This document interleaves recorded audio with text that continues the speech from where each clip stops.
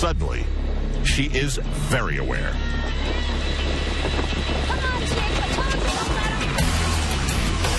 Of Chrissy Wellington in zoom mode.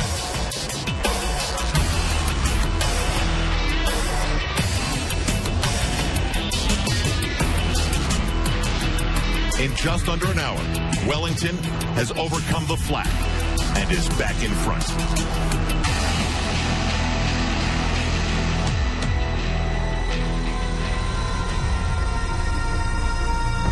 The day is starting to take its toll on the professionals. Former champions Thomas Hellriegel and Luc van Leeuwen have dropped out before the marathon.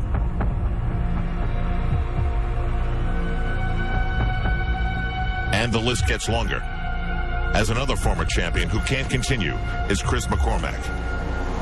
For him, it wasn't physical. He pulled me over and he's like, "You've snapped your cable." I said, "I can fix it, 30, 40 minutes." I said, "Don't worry about it." Long way to come for a mechanical. A snapped brake cable roughly 60 miles into the bike ends the defending champion's day. Just throw it in here. You can prepare for everything to a point. And then sometimes you have to be resourceful to get where you want to be.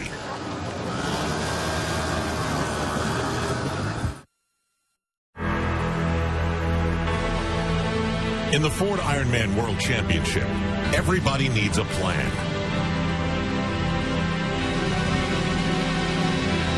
For Tjorborn Sindbal, the plan was to go hard on the bike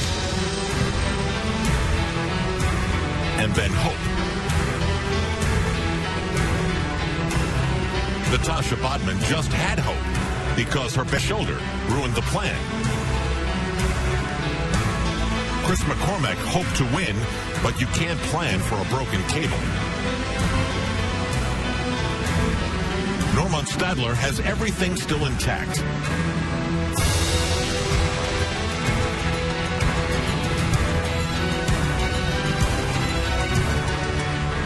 And Chrissy Wellington's speed has given the other women little hope, even though Wellington needed sportsmanship to solve her flat tire.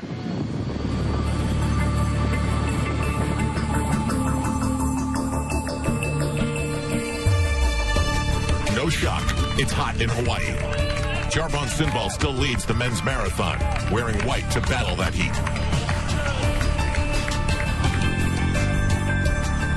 Norman Stadler has caught Chris Lieto for second place, and he likes that. A knock on Stadler a few years ago was that he's not a strong runner. But after the win 2 years ago, those critics are quiet.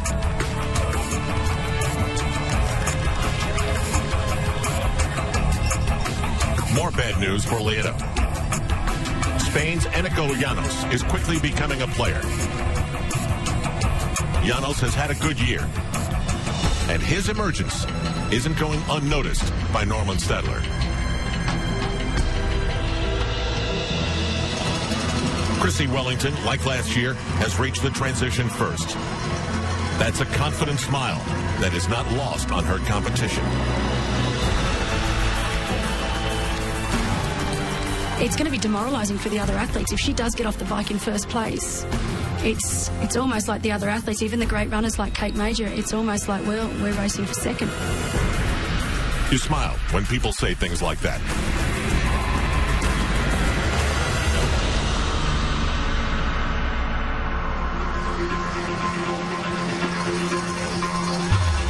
Now Belinda Granger gets set to dismount. She's in second place, but someone is gaining.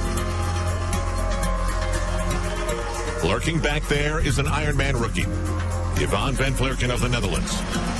She was 36th after the swim, but she's had the fastest bike time today while paying a price. My legs hurt, but I think those other girls, their legs hurt even more, so just keep on pushing, and they're suffering even more than I am, so it doesn't matter. It's oh no, not again time for Sindbal. A familiar feeling, that of someone approaching on the run. And it's Norman Stadler. More than 16 miles to go in this marathon, and you get the feeling this was inevitable.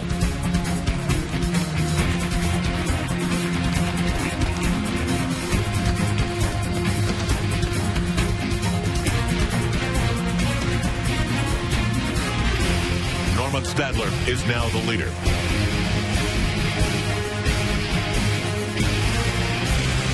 And Sinbal, he's the picture of fading. For Natasha Bodman, the news isn't good either. Normally, she rides like this, with bent elbows. But the injury to her shoulder forces her to ride like this. Thus, more weight on her legs. That toll and her lack of training prematurely end her day.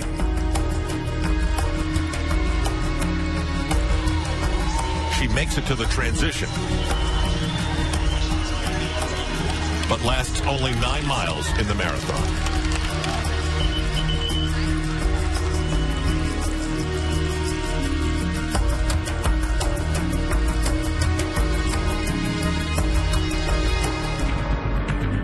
There is no preferential treatment on the Big Island of Hawaii. Everyone suffers. 68-year-old Roger Little is simply a passenger in the wind, beaten down by the heat and weaving all over the road. The time cutoff is at 5:30. This is a maybe.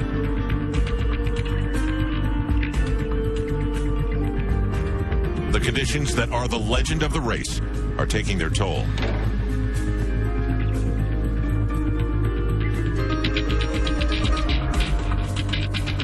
And at every turn, there are dreams turned to carnage.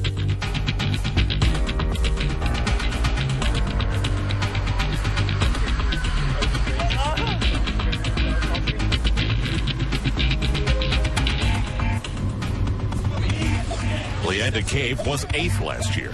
This time, having a cold is a disaster. And then there is Roger Little. Right up to him. Right up to him. As close as he can. Okay, here we go. Stop here. Stop here. This is good. Stop here. Stop here. Stop. See? Back up. Hey, Andres. No.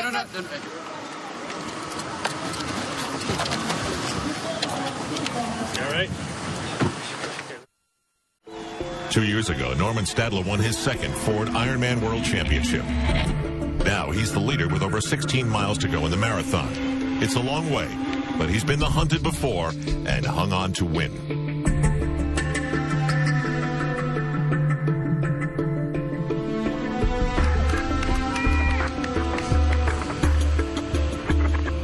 Stadler looks solid. Behind him, a confident Aussie, Craig Alexander, has passed a fading Tjorban Sinbal. In 5 miles of the run, Alexander has made up 4 minutes. So Sinbal was absolutely cooked. You're just cooking from the minute you hit the tarmac. And the funny thing is, it's tricky. You know, it's not coming to you until you've run for an hour. And then you might start to, you get hit in the head with a hammer. It's not just that your lungs are burning and your skin's on fire and your feet feel like they're on fire because the pavement's so hot, burning through your shoes, and your stomach doesn't want any Gatorade because it's full and it's sloshing around, yet your body's screaming for the calories, and everything about your body is saying stop, and your mind is saying you got to keep going. It'll just strip you down to your core where you're just suffering. You can feel it all the way down to basically your insides.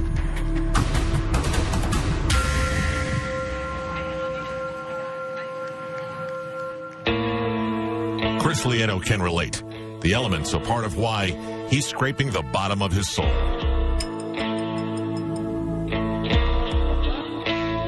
The fast approaching Craig Alexander has him in his sights, and there's nothing Lieto can do about it.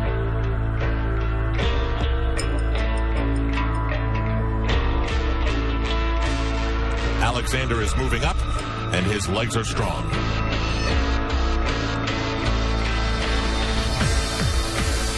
Lieto hangs for a time, but it's only a temporary hang.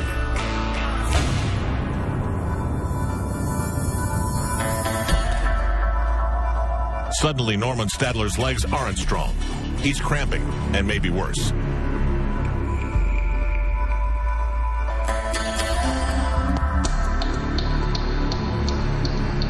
Norman is still the hunted,